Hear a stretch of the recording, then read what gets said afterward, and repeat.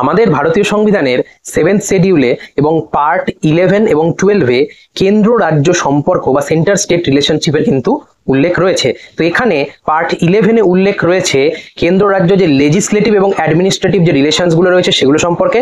Part 12-এ উল্লেখ রয়েছে যে কেন্দ্র রাজ্যের মধ্যে ফিনান্সিয়াল রিলেশনস রয়েছে সেগুলো সম্পর্কে। তো এখানে তিনটে লিস্টের কথা উল্লেখ রয়েছে। এই তিনটে লিস্টে বিভিন্ন সাবজেক্টস বা বিষয়গুলোকে ভাগ করা হয়েছে, বলা হয়েছে কোন বিষয়গুলি কেন্দ্রের এখতিয়ারভুক্ত, কোন বিষয়গুলি রাজ্য সরকারের এখতিয়ারভুক্ত এবং কোন বিষয়গুলির ওপর রাজ্য এবং কেন্দ্র উভয়েরই কিন্তু ক্ষমতা বা এখতিয়ার রয়েছে সেইগুলো সম্পর্কে কিন্তু উল্লেখ রয়েছে।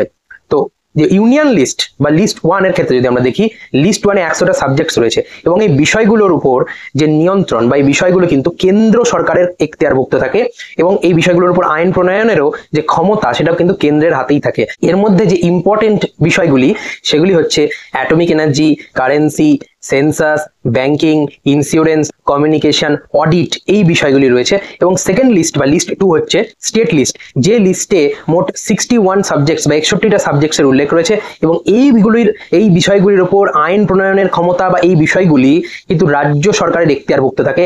যার মধ্যে ইম্পর্টেন্ট বিষয়গুলি হচ্ছে পুলিশ, প্রিজন বা জেলখানার যে বিষয়টা আছে বা কারাগারের যে বিষয়টা সেটা।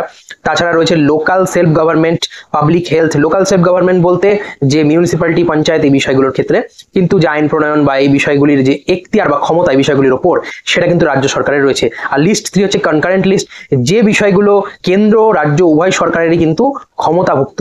যে বিষয়গুলির মধ্যে উল্লেখযোগ্য বিষয় হচ্ছে population and family planning, marriage and divorce, education, news paper রয়েছে, ইলেকট্রিসিটি রয়েছে, বুকস অ্যান্ড প্রিন্টিং প্রেস রয়েছে।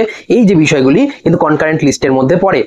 আর কিছু বিষয় এমন রয়েছে যেগুলোকে এই তিনটে লিস্টের কোনোটাতেই কিন্তু রাখা যায়নি, সেই বিষয়গুলোকে বলা হয় রেসিডুয়ারি সাবজেক্টস।